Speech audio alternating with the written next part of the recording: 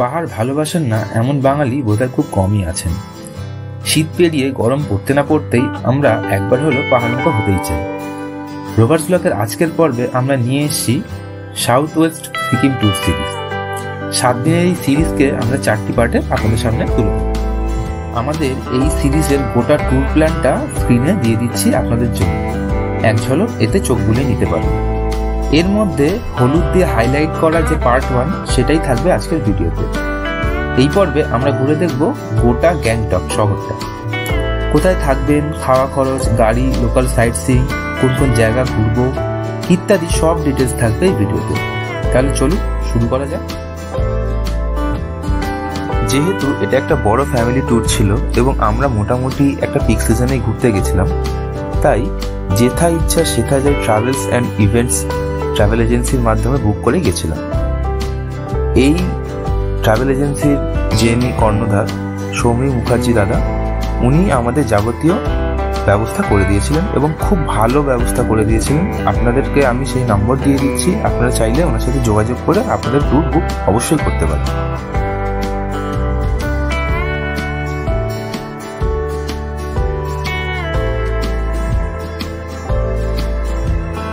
এনজেপিতে যাওয়ার অনেক ট্রেনই আছে হাওড়া এবং শিয়ালদা থেকে, তাদের লিস্ট আমি স্ক্রিনে দিয়ে দিচ্ছি আপনাদের জন্য।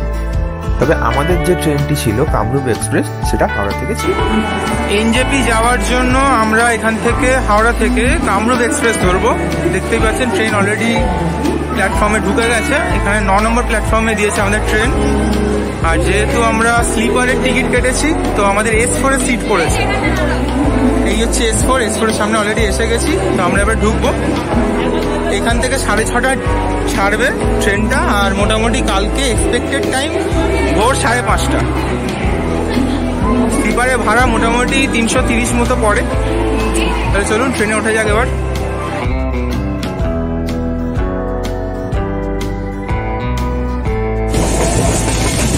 ট্রেন ভালোই গতিতে এগিয়ে চলেছে। এরপর ট্রেন একবার হল্ট দেবে হচ্ছে ব্যান্ডেলে, তারপর অম্বিকা কালনা, নবদ্বীপ, এরকমভাবে পরপর স্টেশন ধরে এগোবে। তো আশা করছি আমরা কালকে ভোরে রাইট টাইমেই আশা করছি পৌঁছবো। তাহলে দেখা হবে আবার কালকে একেবারে এনজেপি পৌঁছে। মোটামুটি এখন 5:20 বাজে। আমাদের 5:30টায় ঢোকার কথা ছিল, কিন্তু তার 10 মিনিট আগেই ট্রেন আমাদের ঢুকে গেছে এখানে এনজেপি স্টেশনে। তো এইবার আমরা ধীরে ধীরে স্টেশন থেকে বাইরের দিকে বেরোবো, যেখানে আমাদের গাড়ি বুকিং করা রয়েছে অলরেডি। তারপর সেখানে যেতে যেতে আপনার সাথে কথা বলছি। চলুন এগোনো যাক। ট্রেনটা যে আমাদেরকে একদম টাইমে পৌঁছে দেবে এনজেপি, সেটা প্রথমে ভাবতেই পারিনি। আমাদের ড্রাইভার তখনও এসে পৌঁছায়নি, যেহেতু সেই জন্য কিছুক্ষণ আমাদের স্টেশনে ওয়েট করতে হয়েছে। এনজেপি নেমে এই করিডোর দিয়ে বেরিয়ে বাইরে গাড়ি স্ট্যান্ড রয়েছে। তো আপনারা যখন নামবেন ওখানে কিন্তু অনেক প্যাকেজ আপনাদেরকে দেবে, ড্রাইভাররা ধরবে। আপনারা ওখানে একদম পা দেবেন না ওনাদের ফাঁদে। একটু বাঁদিকে এগিয়ে গেলে দেখবেন ওখানে প্রচুর বড় বড় গাড়ি স্ট্যান্ড। ঠিক আছে, ছোট বড় আপনাদের যেরকম গাড়ি দরকার সেইখান থেকে গাড়ি বুক করুন। আপনারা শেয়ারেও যেতে পারবেন, রিজার্ভ করেও যেতে পারবেন, যেটা আপনাদের সুবিধা হবে সেই মতো। তো এইখানে দেখুন প্রচুর ছোট বড় গাড়ি রয়েছে, যেগুলোকে আপনারা রিজার্ভ করেও যেতে পারেন বা এখান থেকে শেয়ারেও যাওয়া যায়। এই হচ্ছে আমাদের গাড়ি, দুটো বোলেরো আমাদের জন্য বুকিং হয়ে রয়েছে, একদম ঝকঝকে। এবার আমাদের ট্রিপ চালু হবে, কিন্তু তার আগে এই যে ওপরে ড্রাইভার দাদা উঠছে, আমাদের লাগেজগুলোকে তুলে দেবে, তারপর আমরা জার্নি স্টার্ট করব। আমরা তো এখান থেকে আগে থেকে গাড়ি রিজার্ভ করে রেখেছিলাম বলে আমাদের কোনো অসুবিধা হয়নি। রিজার্ভ করার এটাই সুবিধা যে খুব আরাম করে যাওয়া যায় কমফোর্টেবলি। আর আপনারা যদি এনজেপি এসে রিজার্ভ করতে চান, তাহলে এনজেপি থেকে গ্যাংটক যাওয়ার যে গাড়িগুলো রয়েছে এখন, মোটামুটি ছোট গাড়ি বড় গাড়ির রেঞ্জ মোটামুটি 4 থেকে 4,000 টাকা থেকে শুরু হয়, 6,000 টাকা অবধি হতে পারে। সিজনাল একটা ভ্যারিয়েশন তো রয়েছে, সেটা অবশ্যই আপনারা বুঝতেই পারছেন। আর এছাড়া আরেকটা অপশানে রয়েছে শেয়ারে যাওয়ার। শেয়ারে গেলে 500 টাকা করে পড়ে। আর যদি বাসে যেতে চান তাহলে আপনাকে এনজেপি থেকে একটা টোটো বা অটো ধরে শিলিগুড়ি যেতে হবে। শিলিগুড়ি থেকে বাস রয়েছে, তার ভাড়া মোটামুটি 200 টাকার মধ্যেই, তো সেটাতে করেও যেতে পারেন। তবে আমার মতে সবথেকে ভালো হয় যদি আপনারা রিজার্ভ করে যান, তাহলে খুব কমফোর্টেবলি জার্নিটা হবে আপনাদের। এখন সেবাগ্রুপ ধরে আমরা এগোচ্ছি, মধ্যিখানে একটা জায়গায় হল্ট করব ব্রেকফাস্টের জন্য। এখন মোটামুটি 8টা মতো বাজে, তো আমরা এখানে হোটেল আদিত্য বলে একটা হোটেল রয়েছে, তো এখানে আমাদের ব্রেকফাস্ট সেরে নেব, তারপর আমরা আবার আমাদের গন্তব্যের দিকে এগিয়ে যাব। তো দেখা যাক এখানে ব্রেকফাস্টে কি কি অ্যাভেলেবেল রয়েছে। ঠিক উল্টো দিকেই পাহাড়, গাড়ি যাতায়াত করছে। চলুন ব্রেকফাস্ট করে নিই চটপট। খাবারের কোয়ালিটি অনুযায়ী দাম ঠিকঠাকই ছিল, আর হোটেলটা ছোটোখাটো হলেও বেশ পরিষ্কার পরিচ্ছন্নই ছিল। আমার তো বেশ ভালোই লেগেছে।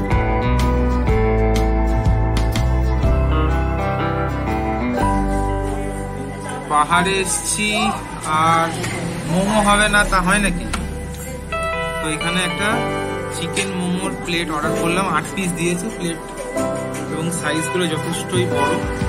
টেস্ট করে দেখতে হবে, বেশ বড় আছে,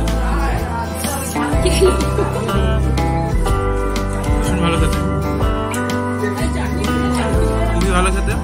তাহলে তাড়াতাড়ি সাবার করি আর আমাদেরকে আবার আমাদের গন্তব্যের দিকে এগিয়ে যেতে হবে। মোমোর স্টাফটাও খুব ভালো, ভেতরে চিকেনের পরিমাণটাও ভালোই রয়েছে, সাইজটা তো দেখালাম আমি, যথেষ্ট ভালো। মোমো উঠছে বড়, মোমো খেলেই মজা। ব্রেকফাস্ট করে নিয়ে এবারে আমরা আবার আমাদের গন্তব্যে এগিয়ে চলেছি। যাওয়ার পথে ত্রিবেণী পড়বে, তো যদি সুযোগ পাই তাহলে সেখানে নেমে আপনাদেরকে একবার দেখাবো।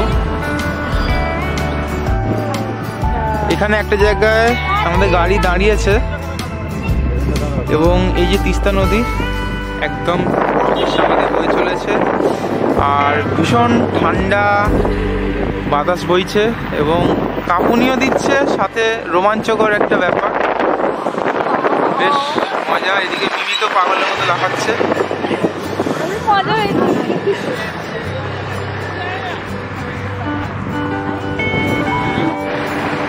এই হচ্ছে ত্রিবেণী সঙ্গম। এখানে দেখুন ওই যে জলটা ডার্ক কালার, ওটা হচ্ছে রঙ্গিত নদী, আর এই দিকের যে জলটা এটা হচ্ছে তিস্তা নদী। এই দুটো মিলিত হয়ে ওই দিকে বয়ে গেছে, এই জন্য ত্রিবেণী সঙ্গম বলা হয় জায়গাটাকে। আমরা এখন রংপুতে রয়েছি, আমাদের গাড়ি এগিয়ে যাচ্ছে। এই যে সামনে যে অংশটা দেখছেন এটা হচ্ছে সিকিমের পার্ট। তো আমরা বেঙ্গল ছেড়ে এবারে এই রাস্তা দিয়ে সিকিমে ঢুকছি।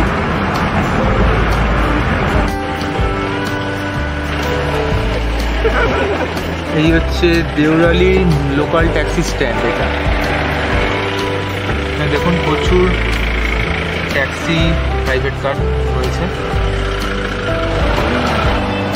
এখন মোটামুটি 12টা বাজে, তো আমরা Deorali taxi stand, bus stand যাই বলুন, সেখানেই নামলাম।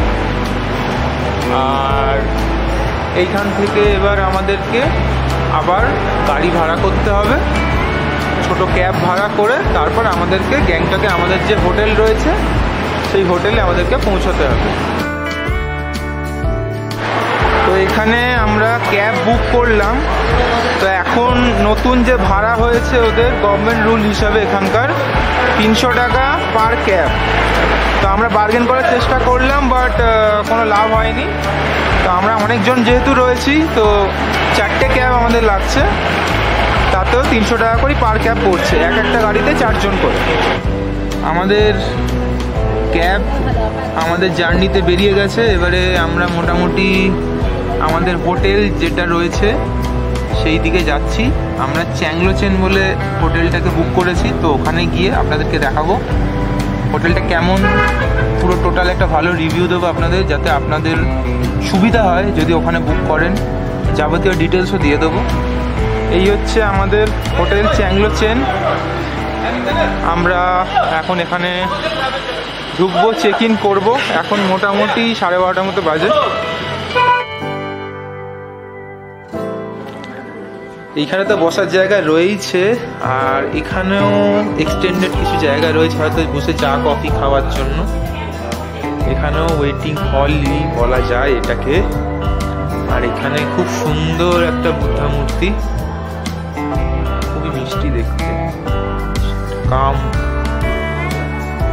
ব্যাপার রয়েছে। তো আমাদের রুম এখন রেডি হচ্ছে, তো রুমটা রেডি হলে আমাদেরকে ওরা যখন নিয়ে যাবে আমি অবশ্যই আপনাদেরকে রুমটা দেখাচ্ছি। তারপর অ্যাম্বিয়েন্স তো খুবই ভালো, আর আমাদের এখানে 1100 টাকা করে নিয়েছে পার রুম পার নাইট। একটা রুমে 3 জন করে থাকতে পারবো, কোনো সমস্যা হবে না। তো রুম যখন দেখাবে তখন আমি দেখাতে পারবো যে রুমটা কতটা ভালো বা কী কী রয়েছে, সব দেখাচ্ছি একটু পরে। আমাদের রুম তো দিয়ে দিয়েছে। তো এই হোটেলটা টোটাল 3টে ফ্লোর রয়েছে, first floor, second floor, third floor. তো আমাদের ফার্স্ট ফ্লোরে 3টে রুম দিয়েছে আর সেকেন্ড ফ্লোরে 2টো রুম। চলুন রুমগুলো দেখিয়ে দিই। এটা হচ্ছে ফার্স্ট ফ্লোরের রুম, দারুণ অ্যাম্বিয়েন্স, খাট মোটামুটি যা আছে 3 জন আরামসে শুতে পারবে। এখানে একটা টেবিল রয়েছে রুম সার্ভিসের জন্য, এখানে টেলিফোন রয়েছে, এখানে জানলা, টিভি। আচ্ছা, এখানে জুতো রাখার জায়গাও রয়েছে, কভার রয়েছে জামা কাপড় রাখার জন্য বা অন্যান্য কিছু। আচ্ছা, এখানে একটা মিরর রয়েছে আর টেবিল রয়েছে, আর এখানে একটা বড় টেবিল রয়েছে। তো চলুন বাথরুমটা দেখিয়ে দিই। বাথরুমটা বেশ পরিষ্কার পরিচ্ছন্ন এবং মডার্ন। বেসিন, কমোড, স্নানের জায়গা, এখানে গিজার রয়েছে। মোটামুটি খুবই ভালো রুম। আমরা মোটামুটি ফ্রেশ হয়ে স্নান করে যে যা চলে এসেছি খাবার জায়গায়। তো অর্ডার করে দিয়েছি, যেহেতু আমাদের অনেক লোক রয়েছে সেই জন্য একটু সময় লাগবে তৈরি হতে। ওনারা ফ্রেশলি তৈরি করে দেবেন, সেই জন্য তো ওয়েট করতে হবে আর কি। থালির প্রাইসটা দেওয়া রয়েছে মোটামুটি, বাইরেও মোটামুটি সেমই, 10-20 টাকার ফারাক।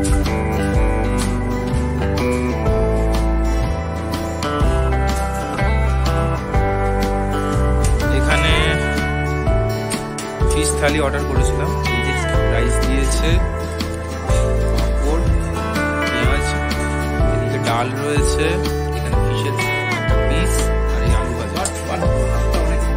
ভাতটা অনেক কম রয়েছে, ভাত এক্সট্রা নেওয়া যাবে, তার জন্য কোনো চার্জেস লাগবে না। ভাত আর ডাল। অনেক লেট হয়ে গেছে, তাড়াতাড়ি সাবার করা আগে উচিত, তো করে ফেলি। খাবার দাবার তো খেয়ে এলাম লাঞ্চের, অনেকটা লেট হলো। তো খাবার দাবার অ্যাভারেজ ছিল, দামটা এখানে একটু বেশি, আমি আগেও বললাম। খাবার দাবারটা অ্যাভারেজ, আর যদি আপনাদের মনে হয় যে না এখানে খাবেন না বাইরে গিয়ে খেতে পারেন, তাহলে হ্যাঁ সেটাও খেতে পারেন। এখন আপাতত এখানে ভীষণ ঠান্ডা, তো একটু রেস্ট নিয়ে নিই, তারপর আবার বিকেলে আমরা এমজি মার্গটাকে পুরো এক্সপ্লোর করব, কোথায় কি আছে না আছে। তো দেখা হচ্ছে একেবারে এমজি মার্গে। আপাতত 1-1.5 ঘন্টা রেস্ট নিয়ে আমরা মোটামুটি বিকেল নাগাদ বেরোবো। এখন মোটামুটি 5:10 মতো বাজে, আর কথা মতো আমরা মোটামুটি বেরিয়ে পড়েছি এখন এমজি মার্গ এক্সপ্লোর করার জন্য। এমজি মার্গে কোথায় কি আছে চলুন একটু দেখা যাক অল্প বিস্তর। অ্যান্ড ফাইনালি আমরা এমজি মার্গে ঢুকছি। ভীষণ ঠান্ডা, তার সাথে অ্যাম্বিয়েন্সটা এখানটা খুব ভালো, রাস্তাঘাট, এখানে প্রচুর দোকান রয়েছে। এই হচ্ছে এমজি মার্গ, এখানে বসার জায়গা রয়েছে, আপনারা চাইলে এখানে বসতে পারেন, বসে গল্প করতে পারেন। এদিকে বিভিন্ন রেস্টুরেন্ট টাইপের দোকান রয়েছে, যেখান থেকে আপনারা কফি বা অন্যান্য কোনো খাবারও খেতে পারেন। চলুন ওই দিকটা যাওয়া যাক, আরো কোথায় কি আছে একটু দেখি।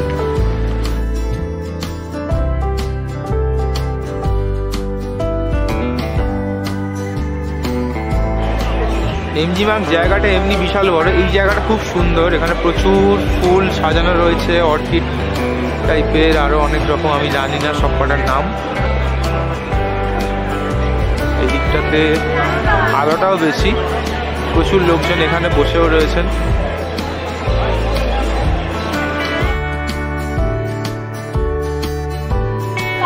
এখানে এরকম প্রচুর দোকান রয়েছে যেখান থেকে আপনারা এরকম প্রচুর গিফট কিনতে পারবেন। ছোট ছোট সুভিনিয়ার টাইপেরও রয়েছে, এরকম ফ্রিজ ম্যাগনেটও রয়েছে।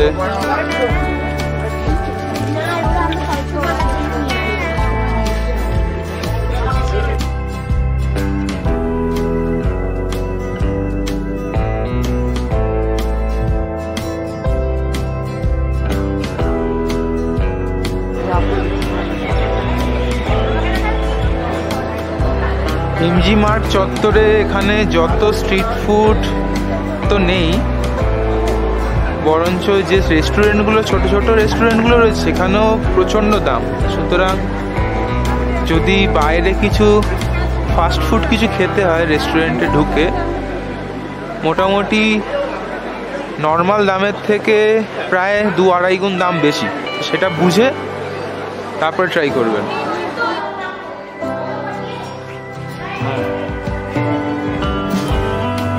মনেস্ট্রি স্টাইলে তৈরি শ্রীকৃষ্ণের মন্দির খুব সম্ভবত। এমজি মার্টে যেখানে মহাত্মা গান্ধীর মূর্তিটা রয়েছে তার পাশ দিয়ে একটা রাস্তা উঠে যাচ্ছে, যেখানে একটি কৃষ্ণ মন্দির রয়েছে। চাইলে এখান থেকে ঘুরে আসতে পারেন।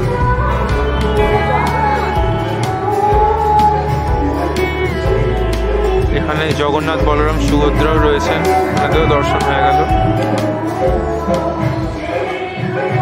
গুড মর্নিং সবাইকে। তো এখন মোটামুটি 7:30 মতো বাজে, আর আমরা হোটেল থেকে বেরোচ্ছি। আমাদের গাড়ি এসে গেছে, তো আমরা সাইট সিনের জন্য বেরোবো। চলুন বেরোনো যাক। দ্বিতীয় দিন সকাল সকাল আমরা গ্যাংটক সাইট সিনের জন্য বেরিয়ে পড়েছিলাম। 10 পয়েন্টস বললেও আদতে দেখার জায়গা 7টা মতো। তার লিস্ট আমি স্ক্রিনে দিয়ে দিচ্ছি। আর যে ড্রাইভারটি গোটা ট্যুর জুড়ে আমাদের গাড়ি চালিয়েছিল তার নাম মিলন গুরু। ভীষণ ভালো গাড়ি চালায়। আপনারা চাইলে নিঃসন্দেহে ওর গাড়িতে ট্যুর করতে পারেন। ওর নম্বরটা আমি স্ক্রিনে এবং ডেসক্রিপশনে উভয় জায়গাতেই দিয়ে দিচ্ছি আপনাদের জন্য। আমাদের জার্নি স্টার্ট হয়ে গেছে, আর আমাদের প্রথম গন্তব্য এখন হনুমান টক। তো আমাদের গাড়ি যেহেতু রিজার্ভ করাই ছিল, গাড়ি চলে এসছে। আর এখান থেকে সকালে 8টার আগে বেরোতে হবে, কারণ এটা নিয়ম এখানকার। তো আমরা মোটামুটি 7:30টার মধ্যে বেরিয়ে পড়েছি। আর আপনারা যদি গাড়ি রিজার্ভ না করেন, এখান থেকেও রিজার্ভ করতে পারেন, যেটা দেওরালি স্ট্যান্ড থেকে। ওখান থেকে প্রত্যেকটা গাড়ি এই 10 পয়েন্টস ঘোরানোর জন্য 1,500 টাকা করে চার্জ করবে। এক একটা গাড়িতে মোটামুটি 4 জন করে। পৌঁছালাম হনুমান টকে, বেশ ওপরটায়। আর ভিউটা এখানে ভীষণ সুন্দর, এদিকে পাহাড়, আর আজকে ওয়েদারও খুব পরিষ্কার রয়েছে। আর এইদিকে মেন মন্দির রয়েছে, ওখান থেকে উঠতে হবে। চলুন ওঠা যাক, তারপর বাকি ভিউ দেখছি। আর এখানে টয়লেটও রয়েছে, আপনারা ইউজ করতে পারবেন। এখানে একটা রেস্টুরেন্ট মতো রয়েছে, ক্যাফে টাইপের। আর এই হচ্ছে মন্দিরের রাস্তা সোজা। এইখানে মন্দিরে যাওয়ার আগে এই হচ্ছে জুতো রাখার জায়গা, শু স্ট্যান্ড। এখানে রেখে তারপর উঠতে হবে। তো এখন আপাতত জুতো রাখি, ফ্রি অফ কস্ট, কোনো চাপ নেই। এখান থেকে অনেক রাস্তা আছে যাওয়ার জন্য, যেদিক দিয়ে খুশি যেতে পারেন।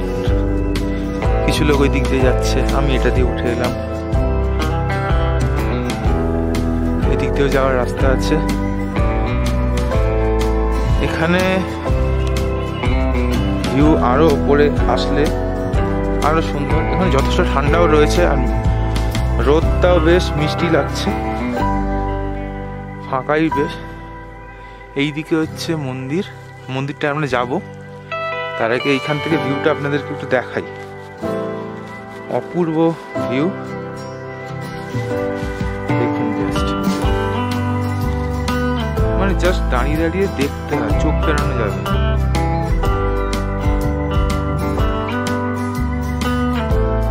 দেখেছেন এই অপর চক্রটা কতটা বড়?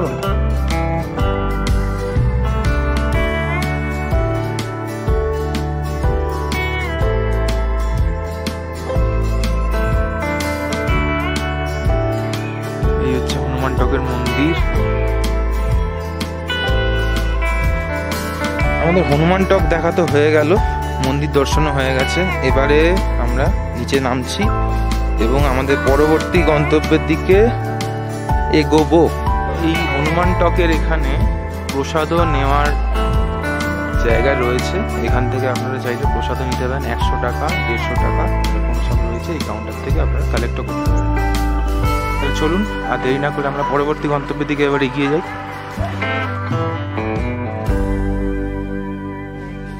আমরা এই গণেশ টকে পৌঁছালাম।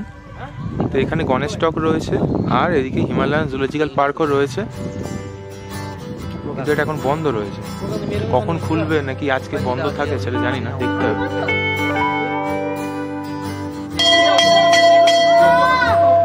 চলুন ওপরে দেখা যাক কি আছে। এখানে কোনো এন্ট্রি ফি নেই, কিন্তু এখানে এদের লোকাল ড্রেস পরে আপনারা ছবি তুলতে পারেন, 50 টাকা করে নেবে।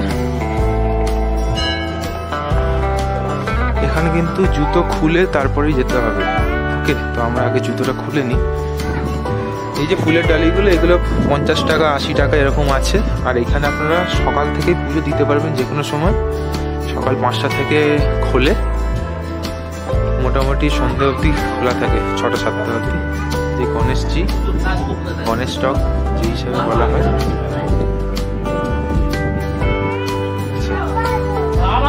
এখান থেকে ভিউটা দেখুন।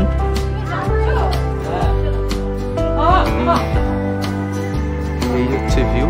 সামনে ওটা হচ্ছে জুটা খুলে গেছে। আমরা এই উঠলাম যখন তখন জুটা খুলছিল। গণেশ টকের এই যে সামনে দেখছেন এই জায়গাটা, এখানে কিন্তু কার পার্কিং এর জায়গাও রয়েছে, এখানে আপনারা পার্ক করতে পারবেন।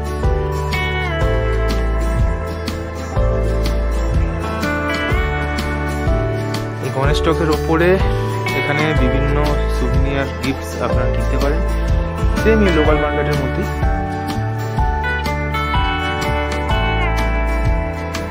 অনেক কিছুই রয়েছে। এখানে ভিউটা দেখুন, কিছুটা কুয়াশাচ্ছন্ন, পরিষ্কার নয়, কিন্তু রয়েছে। এটা মন্দিরের পেছন দিকটা। এখানে বোধহয় মানত করার জন্য অনেকে বেল দিয়ে যায়, কিছুই নয়। গণেশ টক তো দেখা হলো, এবারে আমরা যাচ্ছি হচ্ছে ওই জুলজিক্যাল পার্কটার দিকে, যেটা এখন খুলে গেছে। গিয়ে দেখি ওখানে কোনো টিকিটের কোনো ব্যবস্থা রয়েছে বা কত কি। চলুন এগোনো যাক। এখানে পার হেড টিকিট 25 টাকা করে। আর যদি আপনারা এরকম গাড়ি নিয়ে ভেতরে যেতে চান, কাইন্ড অফ সাফারির মতো, তাহলে আপনাদেরকে পার গাড়ি 100 টাকা করে দিতে হবে। তো যেহেতু আমাদের দুটো গাড়ি রয়েছে, 200 টাকা দিতে হচ্ছে। আর তার সাথে 25 টাকা করে যতজন রয়েছে ততজনের টিকিট।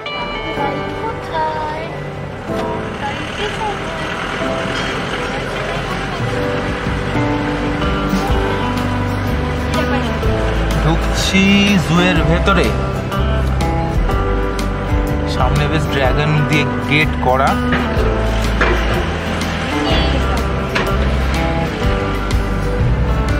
এই জুয়ের ভেতর আপনারা অনেক বন্যপ্রাণী দেখতে পাবেন, যেমন blue sheep, Himalayan black bear, peacock, red panda, yak, leopard, এরকম আরো অনেক রয়েছে। একদম চোখের সামনে পেখম তুলে দাঁড়িয়েছে, সেটা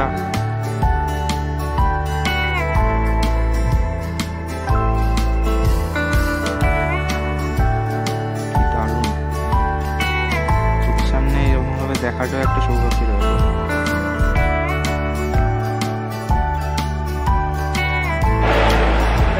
এইখানে ফ্লাওয়ার এক্সিবিশন রয়েছে, আমরা এখন সেখানেই ঢুকছি। এন্ট্রি ফি এখানে 20 টাকা করে।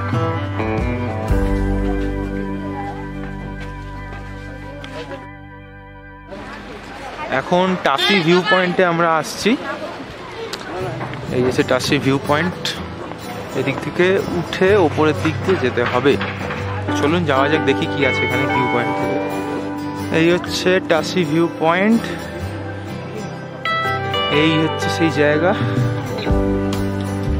যেখান থেকে আপনারা ভিউ দেখতে পাবেন।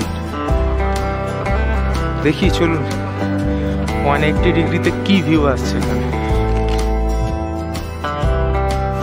আমরা এখন গঞ্জাং মনেস্ট্রির সামনে যাচ্ছি।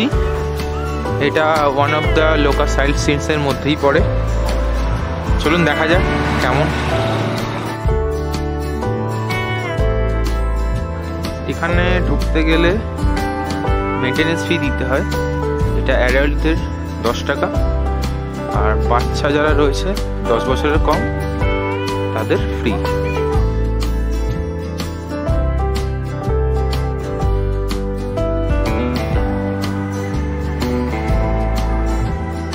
এখানে ঢুকতে গেলে এখানে জুতো রেখে তারপর উপরে যেতে হবে, আর ওখানে কোনো রকম ফটোগ্রাফি অ্যালাউড নয়, তাই আমি ভেতরে আপনাকে দেখাতে পারবো না আপনাদের। মোস্ট ইম্পর্টেন্ট, এই মনেস্ট্রির এক্স্যাক্ট উল্টো দিকে দেখুন, জাস্ট ভিউটা দেখুন, মানে অপূর্ব একটা ভিউ।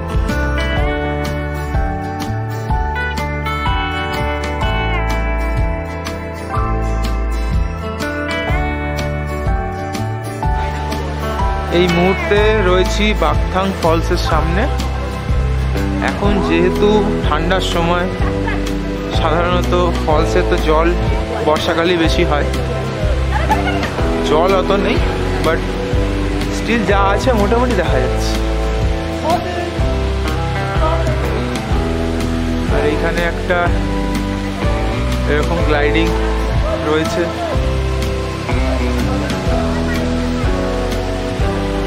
এটাও আপনারা এখানে করতে পারেন।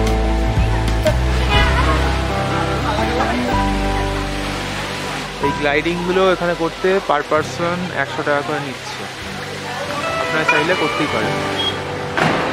আমাদের গাড়ি আবার দেওরালি ট্যাক্সি স্ট্যান্ডে চলে এলো। এবার এখান থেকে আমরা রোপওয়ে ধরবো, রোপওয়েতে চাপবো এবং সেই রোপওয়ে এনজয় করবো।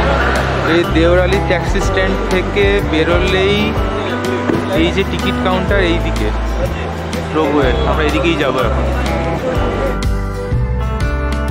রোপওয়ের ভাড়া অ্যাডাল্টদের জন্য 130 টাকা করে। 3 বছরের কম বয়স হলে তাদের কোনো টাকা লাগে না, আর 3 থেকে 5 বছর হলে 68 টাকা করে। টিকিট কাটা হয়ে গেছে, জানি না, সেটা জিজ্ঞেস করবো আমাকে। এই প্রথম রোপওয়েতে চড়েছিলাম, একটু ভয় ভয় লাগছিল, তা অবশ্যই স্বীকার করতে হয়। তবে যখন মাঝ আকাশে পৌঁছালাম তখন নিচের দিকে ওই অপূর্ব দৃশ্য দেখে মনটা ভরে গেছিল। গাড়িগুলো যেন নিচে খেলনা গাড়ির মতো ছোট ছোট দেখতে লাগছিল, এবং বাড়িগুলো। ভীষণ একটা ভালো মুহূর্ত কাটিয়েছিলাম। রোপওয়ে এমজি মার্গের যে জায়গা থেকে আপনারা চড়বেন, আবার ঘুরে এসে সেই জায়গাতেই আপনাদেরকে কিন্তু নামাবে। সুতরাং আপনাদেরকে এমজি মার্গেই রোপওয়ে নামিয়ে দিলে আবার সেখানে ওই দেওরালি ট্যাক্সি স্ট্যান্ড থেকে আপনাদেরকে ট্যাক্সি নিয়ে আপনাদের হোটেলে আবার ফিরে যেতে হবে। আজকে আমাদের সাইট সিন কমপ্লিট হয়ে গেছে, তো এখন আমরা হোটেলে আবার ফিরছি। তো কালকে আমরা এখান থেকে রাবাংলার দিকে রওনা দেবো, তার মধ্যেখানে নামচি, টেমি টি গার্ডেন, এগুলো সব দেখবো। তো আজকের পর্বটা এখানেই শেষ করছি, আর পরের পর্বে আমরা নেক্সট যে জায়গায় যাচ্ছি সেটা দেখাবো। তো আজকের পর্ব কেমন লাগলো অবশ্যই জানাবেন, ভালো লাগলে অবশ্যই সাবস্ক্রাইব করবেন, লাইক করবেন এবং শেয়ার তো অবশ্যই করবেন। আর পরের পর্বের জন্য অবশ্যই অপেক্ষা করবেন, আমি খুব তাড়াতাড়ি পরের পর্বটা নিয়েও আসবো। তাহলে আজকের মতো চলি, ভিডিওটা এমনি অনেক বড় হয়ে গেছে, তাহলে দেখা হবে পরের ভিডিওতে। ততদিন সবাই সুস্থ থাকুন, ভালো থাকুন, হ্যাপি রোভার্স।